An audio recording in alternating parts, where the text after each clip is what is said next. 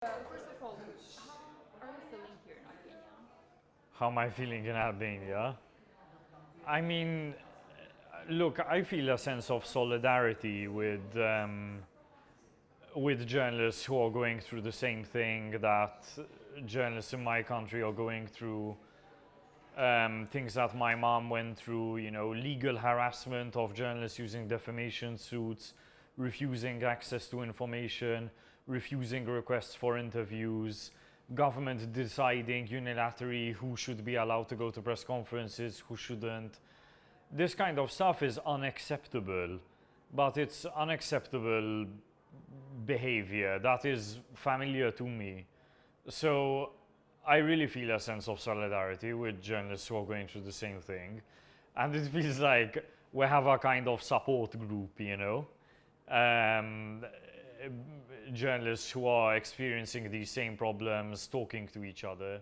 It feels like a support group. We're here to help each other. How do you evaluate journalism here in Albania? As far as you know, journalism here in Albania. I mean, look, I do know that there are a lot of journalists here who are really doing their best to investigate and report on what is happening in the country as well as outside it. But the government is constantly putting spokes in their wheels, interfering in their ability to do their job properly. The problem is that if journalists are not able to do their job properly over a long period of time, more and more journalists start to leave the profession, to leave their job as a journalist, which becomes a problem ultimately for the quality of the country's democracy. Because if you don't have good journalism, if you don't have journalists who are able to do their job properly, who are not working in appropriate conditions that are conducive to free expression, then the country's entire democracy suffers. Is it similar with media freedom or non-freedom in Malta before 2017? From what I've heard today, there are many similarities. For example, the government deciding to remove journalists from WhatsApp groups of journalists that get access to information, or deciding which journalists to invite to press conferences and which journalists not to invite, deliberately taking weeks, months, years to reply to requests for information.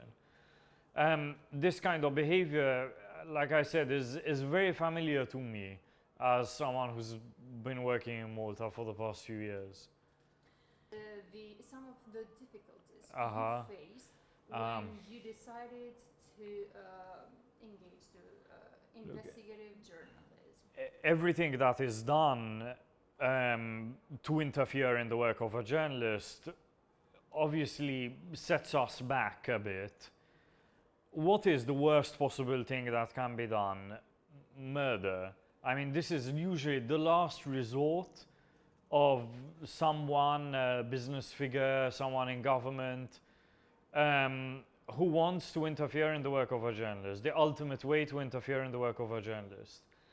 And I mean, it took my mother's life away from us, but we really wanted to send a message that it is not going to stop her investigations. So my family and I worked with a group of international organizations and a group of journalists from all over the world dedicated to continuing my mother's work. And this has proved really effective. We hope that it sends a strong message globally that attacking journalists will backfire. What can Albanian journalists do, in your opinion, so they can be good at their work and not to feel threatened? I have no doubt here that there are journalists who are good at their work. The problem, which we see very clearly from my mother's case, is that even if you are the best person in the country at your job as a journalist, you are still going to experience huge difficulties if the government is not creating an environment that is conducive to you doing your job properly. And again, it is an obligation of the government, not a favor to journalists, to create this kind of environment that is a free environment for journalism. Journalists in Albania do not have the right to attend government meetings, as we said before. Is it normal? I mean, in most democracies, journalists would be invited to significant meetings in a show that the process is transparent, that the government has nothing to hide. And I mean, it's not just because journalists are there to kind of transmit what is happening, but having journalists in the room with government officials is a sign to all of society that the government is not afraid of scrutiny. Because again, journalists are not just there to transmit information on what's happening, but they're there to scrutinize, to hold to account, to question what the government is doing. They are kind of the voice of the public. So if they're not there in the room, then effectively the public has no voice. It is just the government unilaterally talking to the people like a loudspeaker. But that's not democracy. The people have to have their own voice. As we said before, Albanian institutions are hermetic and do not provide information about their work they do or they do not do. There is no transparency at all. What should Albanian journalists do about this? I mean, it's very easy for me to say what journalists here should do, you know, because I'm not the one who's going to be doing it. But based on my experience in Malta, we're not fatalistic. So even if a request for information is denied, we fight it all the way to the end. And even when that request is ultimately rejected, after fighting and fighting and fighting, we document that rejection. So in the end, we're left with 100 attempts by the government to interfere in our right to access information, to interfere in our work as a journalist. And once we have this huge pile of evidence that the government is interfering in our work, we can take it to international organizations and we can say, look, this is what the government here is doing. It's not creating a free environment for human rights or for the right to express ourselves freely. It's not a free democracy. We have this mountain of evidence that the government is making our lives as journalists impossible. Prime Minister and other officials communicate via WhatsApp or Facebook for various informations without the possibility for questions and answers with journalists or citizens.